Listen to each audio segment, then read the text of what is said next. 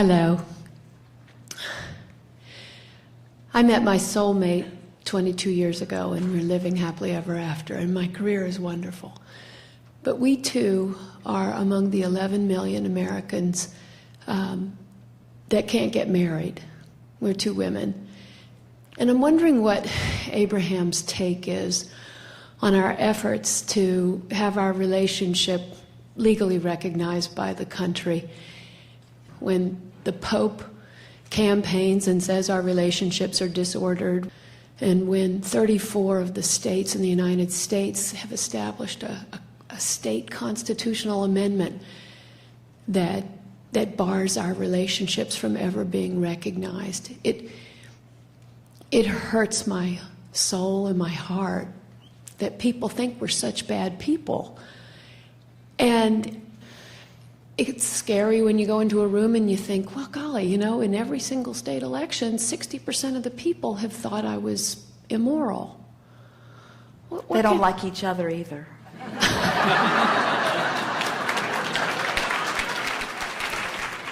You see, what we want to say to you, because you ask us what we think, and our first words are, what anyone else thinks about what you're doing is irrelevant.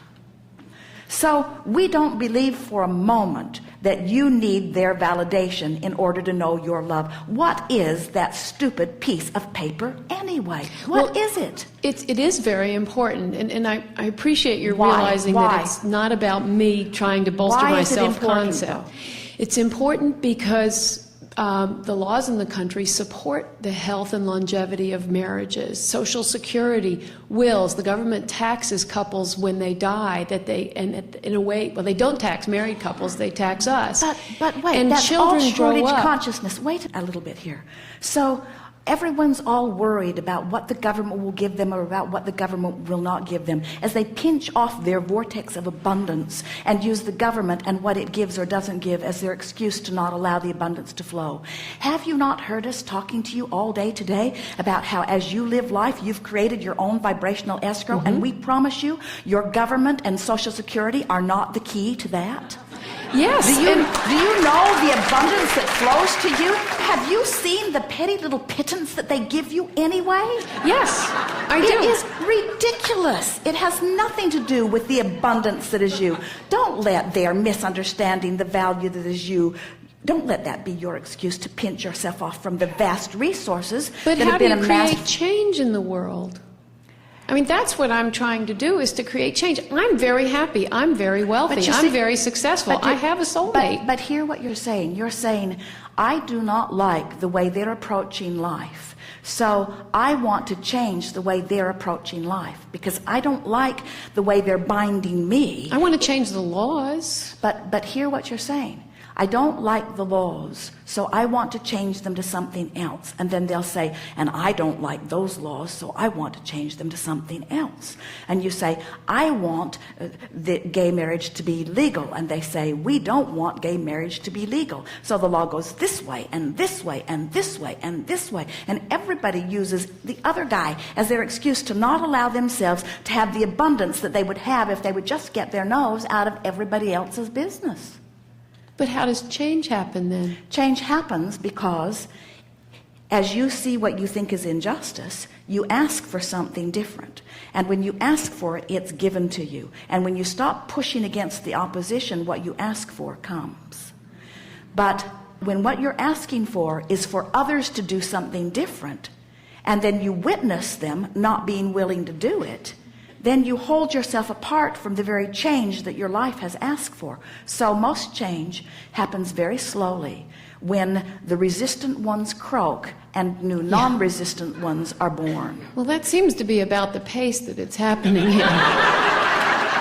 Wouldn't have to be. You could free yourself from all of it right here this moment. You could lift from it and never be troubled by it again. You know, Abraham, I am free. I mean, I have the freedom that You're not free from the bondage of this discomfort, though. In other words, this is a struggle for you because you can't get them to understand you. So it's not okay to care about changing the laws? I mean, how does a movement, you know, how do you create change legitimately and with dignity in Abraham's view? Well, everything's all right. It's all right for you to see injustice, and it's all right for you to desire it to be different, and it's all right for you to see it different, and it is so all right for you to live it as if it is different. But every time you look back and see that they haven't come along, you defy your own dream, and that's what's hurting you. In other words, you have a magnificent vision as a result of what you've lived. In fact, you were born to live that contrast, to give birth to that dream. That's why it feels so big to you. So you birthed the dream, and the larger part of you is already living it. And every time you look back at what is, you defy your own dream, tear yourself apart, and blame them. So just keep looking at that dream and live it, be it, and stop looking for evidence that doesn't support it. Every time you say 35 states and 47 this and 152 that, every time you count those things, you use that evidence to split yourself from your vibrational escrow. We don't blame you for being mad at them, but it is your doing. Okay, so I'm giving a speech now. What am I going to say to people? So you say, I don't know about you, but I believe I was born this way. And they will say, we believe that too. And then you'll say, and I know, I can feel it with every fiber of my being, that I came in not just being this way, but intending to be this way. I hit the ground running, and here I am. And then I lived in this world that has so many wonderful things about it, and I began to see among the wonderful things, things that were not quite so wonderful. And those things pained me, because I want a wonderful world, not just for myself, but for others. Somehow I've never been able to separate myself from others. I care about life. I care about well-being. I care about upliftment. I want people to be joyful. I want to be joyful.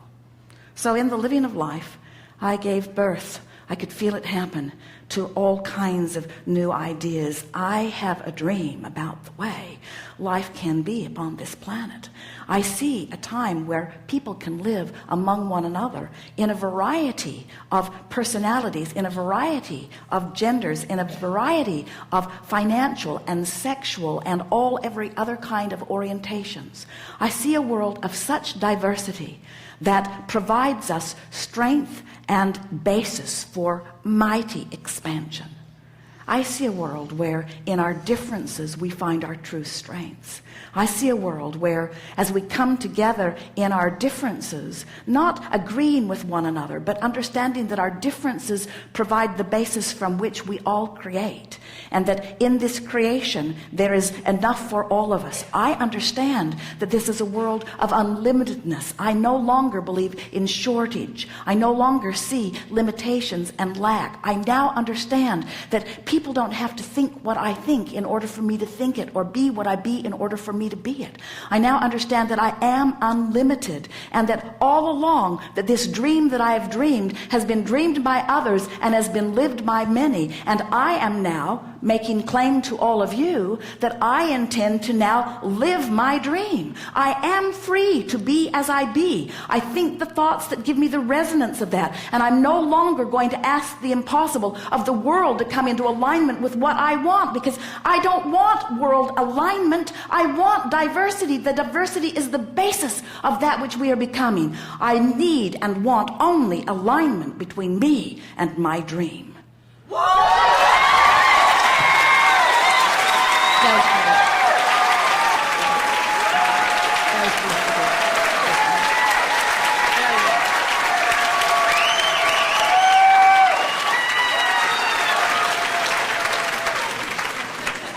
It feels good to see the world through the eyes of Source, doesn't it?